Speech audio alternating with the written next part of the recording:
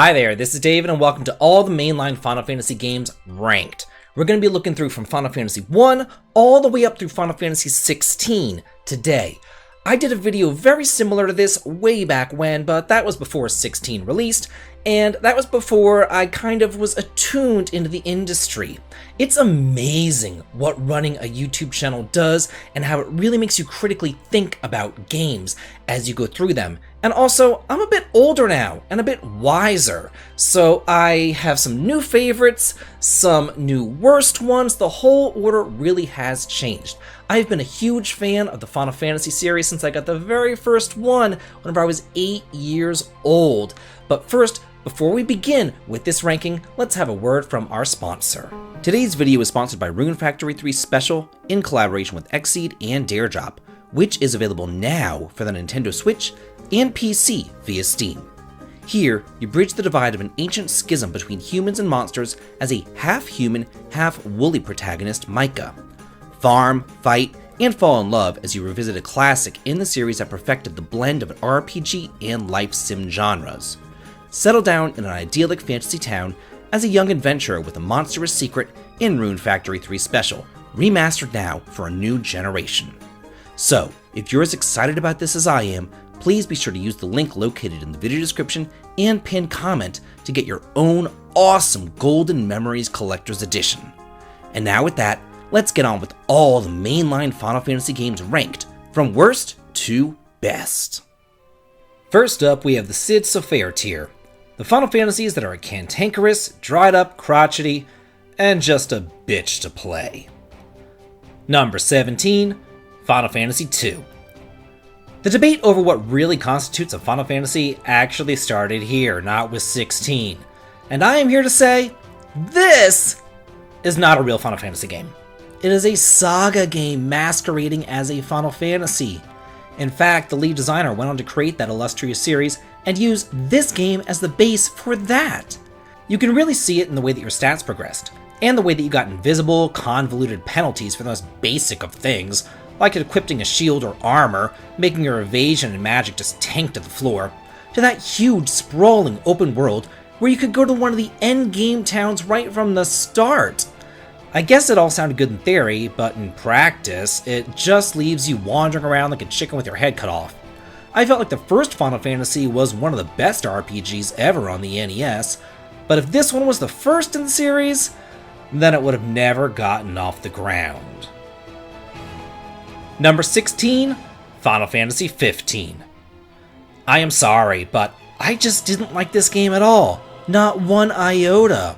You have 4 little emo boys running around an empty open world, filled to the brim with angst, cringe, ramen noodles, and photographs, and they're supposed to be on like this bachelor road trip, but they all sound like little teeny boppers, whining, bitching, moaning, and shaking in their boots at every opportunity. The fields themselves may be vast, but there's nothing in them, and the battle system is completely out of whack. It's all flash in the pan, style over substance. I really cannot think of a single redeeming quality in this disaster. I guess except to say that it's more playable than the original NES version of 2. And hey y'all, if you're liking this so far, please be sure to smash that like button and subscribe for some more great content. And now with that, number 15, Final Fantasy VIII. In my first Final Fantasy ranking list that I made way back in the day, I put this entry on the absolute bottom, basically saying that it was worse than 2 because the torture lasted for 4 long discs rather than just for the short length of an NES cart. But as I've grown as a person, and now upon reflection, I have to put this one just a tad bit higher. I mean, there is something to be said for just steamrolling through the entire game, massively overpowered from the very first enemy encounter, because that junction system is just broken beyond repair. That, and it does have the best minigame in the series, Triple Triad, so there's that, I guess. Number 14, Final Fantasy XIII-3. Final Fantasy XIII was widely hated, and so was Lightning. I mean, really, out of all the main characters in the entire series, she's easily, hands down, the most hated. So what was Square thinking, giving her not only an entire trilogy to star in, but here she gets an entire game all to herself? Not only do you not have any other party members to speak of, but I guess the developers were so in love with her that they made her a god or something, and she's able to control time and space itself. So this is one of my favorite mechanics in RPGs. Time loopy bullshit where I have to redo the exact same things over and over and over again. Gosh, can't I just time loop myself to where I'm already done with this craptastic game? Number 13, Final Fantasy XIII. How do you go from one of the most open-ended, sprawling RPGs ever created in 12, and then turn it into one of the most linear hallway simulators that I've ever seen? That's really a question for the ages.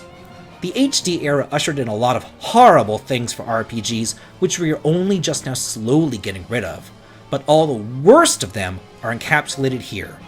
From quick-time events to obnoxiously overwrought teeny-bopper characters, to extraordinarily linear hallway simulators, to the most egregious excuse that I've ever heard of, the towns are just too hard to make. Well, my response is, your shitty game is just too hard to play. Next, we have the Cid, Paul, and Dina tier. The Final Fantasies that you think are neat, but they hide some weird design decisions underneath. Number 12, Final Fantasy XVI. As you can see, the most recent Final Fantasy game is just kind of mid and meh. Is it terrible? No. But is it the greatest thing since sliced bread? Ha! Definitely not. I mean, I've played 2D action games with more RPG elements than this thing, but I'm really just trying to judge it for what it is. And now that the hype has died down, I can really say that I did enjoy the story, the characters, and even the combat. But without meaningful party members or equipment upgrades that are actually worth a damn, it just didn't satisfy that Final Fantasy itch of mine. Or really, like an RPG itch of mine. Number 11, Final Fantasy X. I know that I'm gonna get a lot of pushback for this, but again, this is my channel, and all I can do is be honest. For the most part, the first 9 games were fantastic, and this game was really where Square began focusing on all the wrong things. The world map is taken away, and the zones are just as linear as those in Final Fantasy XIII, only I guess they just did a better job of hiding it here. This is also where the designers bragged about how much time they spent on eye and hair physics, rather than, making a decent game. And the battle system is also a major headache, because you need to swap in all 7 of your characters into every single battle in order for them to get credit for it. It's really just like a slog through Spira. Number 10, Final Fantasy III. There are 3 different true versions of this game. The original on the NES, the DS, and then the Pixel Remastered. And all of them are very different from one another. The NES original utilized capacity points, which you had to spend whenever you wanted to change your jobs, rendering the main feature of the game, the job changing, kinda moot. Honestly, it's pretty much just unplayable in this day and age. The 3D remake on the DS completely overhauled the balance though, making it much more palatable. But the Pixel Remastered version changed it up again, this time making it much more in line with something like Final Fantasy V. All that being said though, it still plays like a prototype. And there are those Toad and mini dungeons, as well as bosses where you have to change into one specific job, so that really does keep it far from greatness. Number 9, Final Fantasy XII. Much like 3, there are multiple versions of this game, and if I was just talking about the original on the PS2, I would rank it much lower. But the Zodiac Age version added in job classes, and as you all know, I love a good job class. This small change to the license board really revitalized the entire experience. The Gambit system is still, to this day, incredibly unique. I have so much fun setting up my characters so that they can tackle all the challenges that the game provides. Also, the world is probably the most massive out of all the games in the series, and while the story is lacking, I do think that the gameplay makes up for it. Number 8, Final Fantasy I. This was the very first Final Fantasy that I ever played, way back in 3rd grade, and it still holds a very special place in my heart, and I don't think that it's nostalgia talking whenever I say that this is one of the better games in the series. The music is captivating, and the storyline is beautiful in its simplicity. You choose a party of 4 heroes from a possible 6, then you set off to light the crystals in the sprawling world full of mysteries, as well as boatloads of replay value. And now we have the Dr. Cid tier. Those Final Fantasies that are practically perfect, but just leave you wanting a tad bit more. Number 7, Final Fantasy IV. The fourth game is really near and dear to my heart. I loved it as a child, even preferring it over Final Fantasy VI. So it does pain me to do this, but the more that I replay it now as an adult, the more faults that I find in it, especially with a lot of the holdover NES bullshit, like having to use items from a menu for the magma key, or trudging through the magnetic cave, or being stuck lugging Tella around for a year and a day. All those little things just add up. That being said though, it's still extremely special to me, and I had to rank it as unbiasedly as I could. Number 6, Final Fantasy X-2.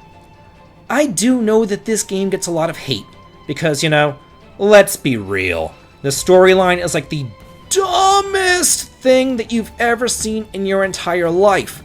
Believe me, I am aware, it is stupid. But looking back on it, I find myself actually reflecting with fond memories. It can be nice whenever a game isn't so super serious, and it allows you to be silly, wacky, and wild. Square never does stuff like that anymore. Not to mention that the battle system with the dress spheres and the guardment grids was just peak Final Fantasy job-based combat. We need a 10-3 to follow Jecht, Auron, and Braska. With their own dress spheres, they would slay it. Number 5, Final Fantasy XIII-2. After the critics tore 13 a new asshole, Square went back to the drawing board, and they said, oh, you want some non-linearity? You want towns? You want choices that actually matter? Well, here you go. We're going to give it to you in spades. And boy, did they deliver. Here, you're able to control Noel, Sarah, and their menagerie of monsters as they go back and forth through time, seeing all the changes that they make to the world. I know that many people don't want to hear this, but this game here is probably the closest thing to Chrono Trigger that Square's ever given us since.